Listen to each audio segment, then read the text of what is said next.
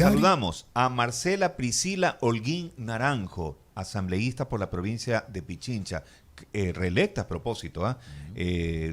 Tiene más de 20 años, es colega comunicadora, magíster y por supuesto también ahora asambleísta. Dicen la dura, la jefa de la bancada UNES. ¿Cómo le va, Marcela? Desde Guayaquil, Edison Casañas, Jorge Escobar Mendieta, les saludamos. ¿Cómo está usted? Hola Edison y Jorge, ¿cómo están? Muy buenos días, qué gusto poder compartir este espacio con ustedes. Feliz de poder estar aquí y a través de ustedes comunicarme con quienes escuchan Radio Huancavilca.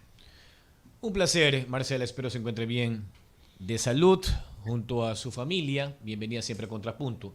Vamos por lo que en su momento la juez constitucional de la capital, luego de conocer la petición de una acción de protección por parte de Guadalupe Llori, señaló un término de 5 días para buscar una conciliación. Me parece que eso ya se está venciendo, Marcela, y también preguntar qué posibilidades hay de aquello. Eso por un lado, y por otro, esta convocatoria formulada por el gobierno con el ministro de la Política, Francisco Jiménez, quien en su momento, usted se acordará, era parte de Ruptura de los 25, era parte de una alianza y de hecho eso permitió que él sea gobernador del Guayas en esa época, ¿no? Entre el 2008 y 2009.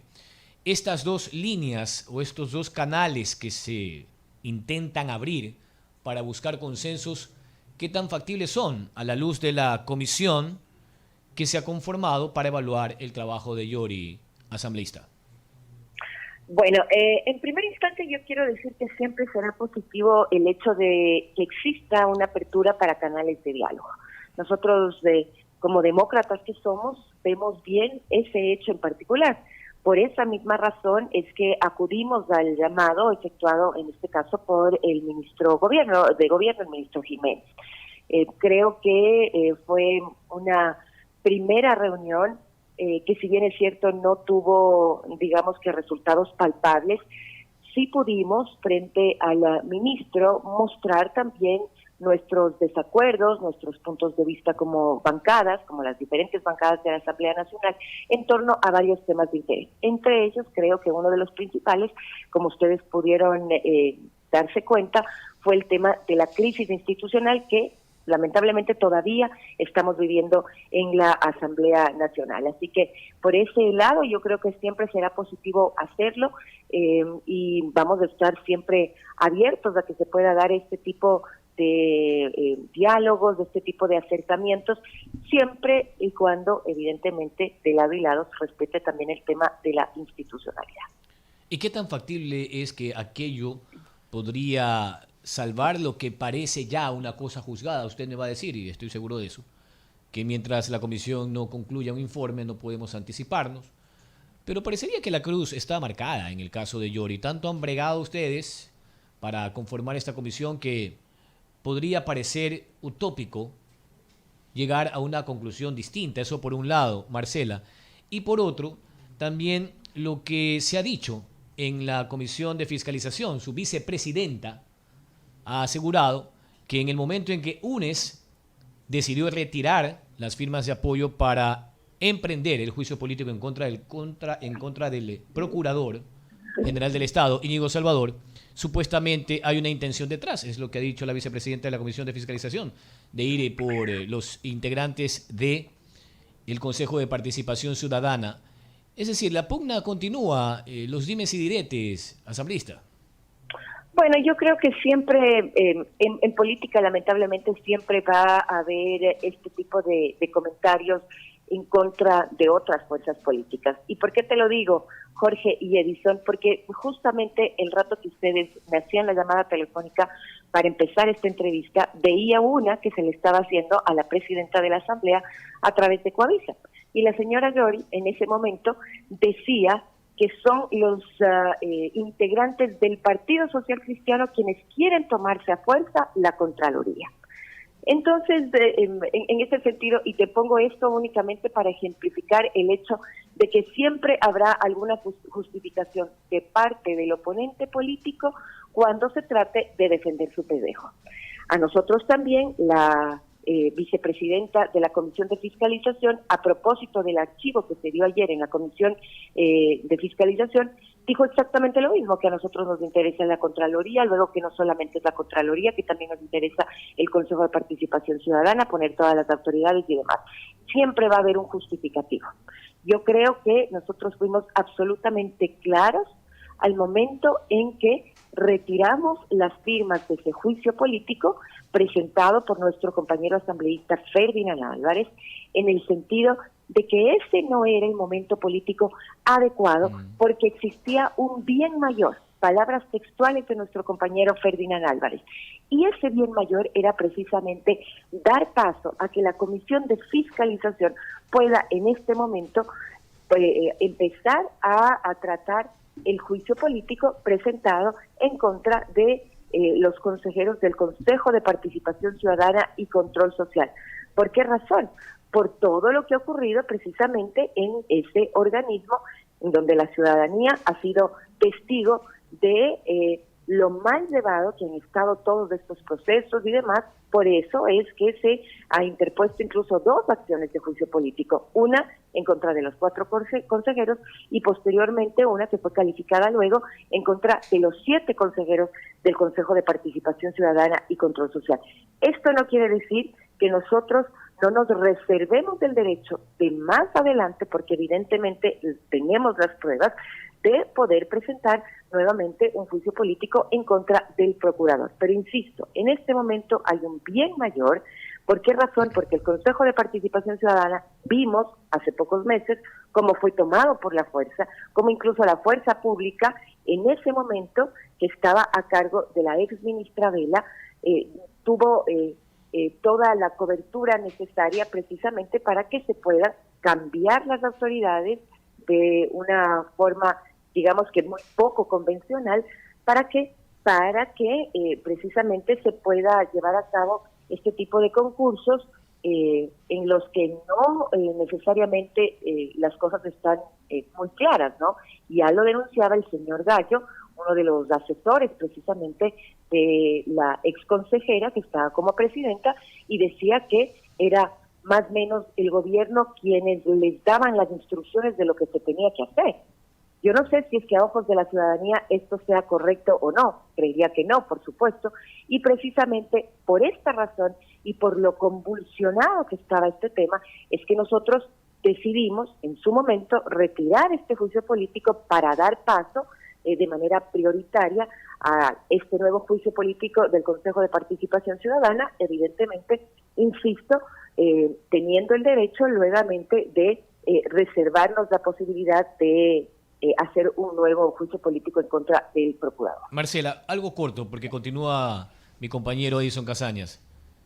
En la ciudadanía está la percepción de que ciertos bloques están más preocupados o han priorizado las cabezas de determinados organismos, usted los ha señalado, Consejo de Participación, la misma cabeza de Guadalupe Llori, a el trabajo que el pueblo está esperando. Y usted sabe que aparte de fiscalizar, la función esencial también del Parlamento, de cualquier Parlamento, es el conocimiento, el debate y aprobación o negación de leyes. Entonces, muchos, por ejemplo, con el tema de la inseguridad, están esperando que finalmente se apruebe esa ley para el uso progresivo de la fuerza, a fin de garantizar el trabajo de los policías de manera esencial en flagrancia y establecer al final un precedente para que la gente pueda salir tranquila a la calle, asambleísta. Sí, y estoy completamente de acuerdo contigo, y ha sido precisamente las inacciones por parte de la presidenta de la Asamblea quien ha impedido de manera directa que nosotros ejerzamos al 100% nuestras 2 funciones, de legislar y de fiscalizar. Han sido 2 meses, Jorge, Edison, amigos que nos escuchan, que la presidenta prácticamente nos ha tenido a nosotros en la completa inacción. ¿Por qué razón? Porque es ella la que en su temor de que se pueda presentar, como es también nuestra atribución, un cambio del orden del día, que probablemente exista algún tema que los legisladores querramos tratar dentro del Pleno de la Asamblea Nacional, en su temor por aferrarse a su puesto, ha sido ella quien ha impedido precisamente avanzar en estos temas. Recuerda tú todas las veces que las sesiones del Pleno han sido suspendidas por parte de la presidenta. Recuerden ustedes cuántas ocasiones, más allá de que existe un reglamento en el cual ya se nos prohíbe a los asambleístas, salvo en casos de COVID, únicamente asistir a sesiones virtuales, la presidenta nos ha convocado de esa manera precisamente para poder tener más control de las sesiones que se dan dentro del legislativo. Pero para ponerle la cereza del pastel, hay que decirle y comentarle a la ciudadanía, probablemente ustedes lo saben, pero a través de ustedes, a quienes nos escuchan, que la cereza del pastel fue la de ayer, en donde la señora Yori nos convocó a una sesión del Pleno que había sido suspendida en enero de 2021. Parece de Ripley, pero no es mentira. Hace 16 meses había suspendido esta sesión, que es incluso una sesión ni siquiera de este periodo, sino del periodo anterior. Eso constituye una vergüenza para la Asamblea Nacional. Temas absolutamente extemporáneos que la señora Yori pretendía que nosotros tratemos ayer, en donde literalmente perdimos toda la tarde en temas que evidentemente solamente podían tener un fin, que era el archivo. Y te voy a hablar de cuáles eran esos temas. Por ejemplo, estábamos siendo convocados para discutir sobre el informe de segundo debate de la Ley Reformatoria de Recursos Hídricos.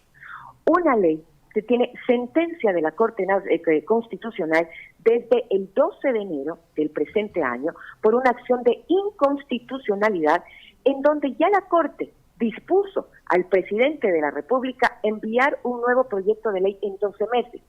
Esto absolutamente improcedente. Lo único que correspondía hacer precisamente para acatar el dictamen de la Corte Constitucional era archivar. Nos estaban convocando para tratar sobre la ley de extinción de dominio que ya fue aprobada, por Dios, del 14 de mayo de 2021. Y por si fuera poco, porque esto sí es para caerse como condorito, se nos convocaba ayer para tratar dos resoluciones. Pedir la comparecencia del entonces ministro de Gobierno, Patricio Pazmiño, que evidentemente ya no está en funciones, y la comparecencia, cáiganse atrás o siéntense en una silla, la comparecencia del exministro de Salud, Juan Carlos Ceballos, ministro que ya fue enjuiciado políticamente por la asamblea anterior y que hoy vive, entiendo yo, plácidamente en Estados Unidos, cuando salió corriendo del país porque no pudo darle una respuesta sobre el mal manejo del gobierno de Moreno con la pandemia. No sé si en Estados Unidos, asambleísta. La señora Yori. Entonces, no sé si en Estados Unidos, Marcela. Los otros que he relatado, habría que preguntar exactamente quiénes son los que no quieren trabajar dentro de la asamblea. Perdón, Marcela, no sé si en Estados Unidos, porque la verdad es que hace un par de meses que estuve haciendo una entrevista en un centro de estudios superiores, lo vi cruzar por ahí. 7:23, Edison Casañas. Asambleísta, pero también ustedes tienen el bloque de UNES una desventaja. ¿Cuál es esa desventaja a pesar de ser mayoría? Que el sentir, la visión del ciudadano dice, como son mayoría, son los malos de la película. Esa mala imagen deberían ustedes también, al igual que todos los compañeros asambleístas, deberían ya cambiarla, un bañito de limpieza en ese sentido, porque obviamente yo sé que usted nos está explicando que no es culpa de ustedes, porque es la principal, la que los tiene prácticamente detenidos, bloqueados ahí, la señora Yori, pero queremos ver acción de parte de la asamblea. Sí, y yo, Edison, aparte del baño de limpieza que exige y demanda a la ciudadanía, con el cual estoy 100% de acuerdo, hemos dicho algo adicional, un baño de transparencia.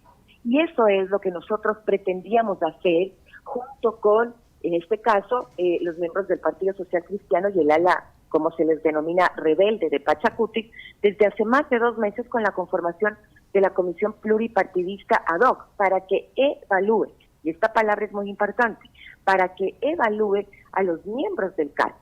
¿Qué sentido tiene si es que existen este tipo de ilegalidades que se están dando en el interior de la Asamblea Nacional, no dar paso a la creación de una comisión cuyo único fin es precisamente eso, evaluar el accionar de las autoridades, algo a lo que debemos estar sometidos absolutamente todos, no solamente los miembros del CAL, sino todos los 137 asambleístas. Así que lo que demandábamos era precisamente eso.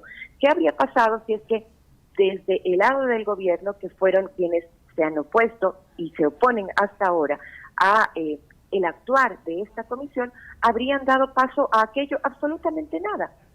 No habríamos perdido 2 meses y habríamos puesto en tratamiento dentro del Pleno de la Asamblea Nacional temas tan importantes como los que ustedes señalan y que tienen que ver con la necesidad más acuciante que tenemos en este momento los ecuatorianos, que es abordar el tema de la inseguridad. Nosotros, como bloque de UNES, y de por sí, no somos una mayoría en la Asamblea Nacional, somos 47 votos.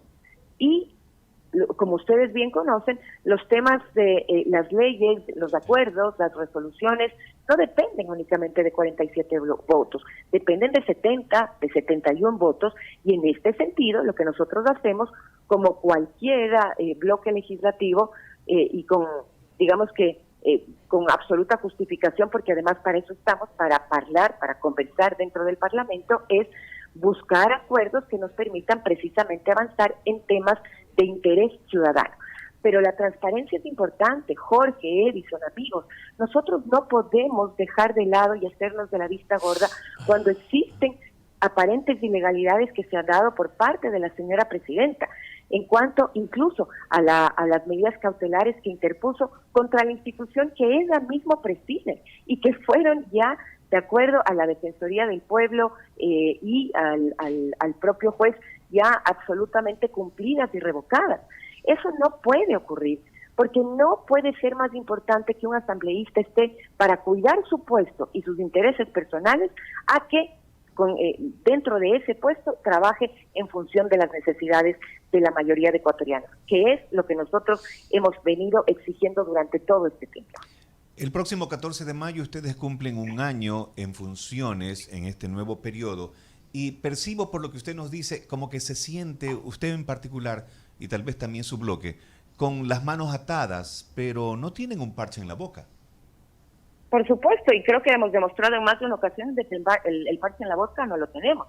Por eso es que durante más de 2 meses nos hemos, digamos que concentrado también en la creación de esta comisión que afortunadamente ya se ha creado la semana pasada y ha empezado a trabajar, y precisamente esto nos parece un avance importante para subsanar este tema de la forma en la que se lo tiene que hacer, como a través de los 5 integrantes de esta comisión pluripartidista, que serán quienes, sobre la base de una actuación absolutamente responsables y sobre la base de las pruebas de cargo y de descargo que se presenten, las que sugieran una posición que luego será analizado por el Pleno de la Asamblea Nacional para tomar una decisión en relación a la suerte que podría correr la presidenta de la Asamblea, Guadalupe Dori.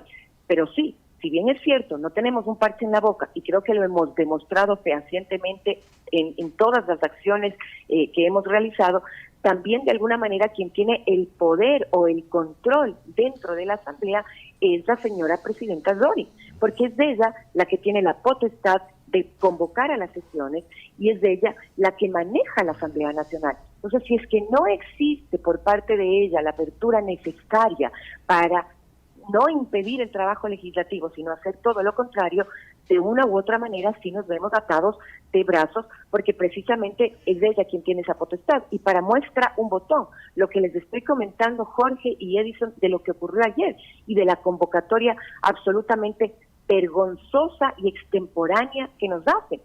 Eso es culpa directamente de la presidenta.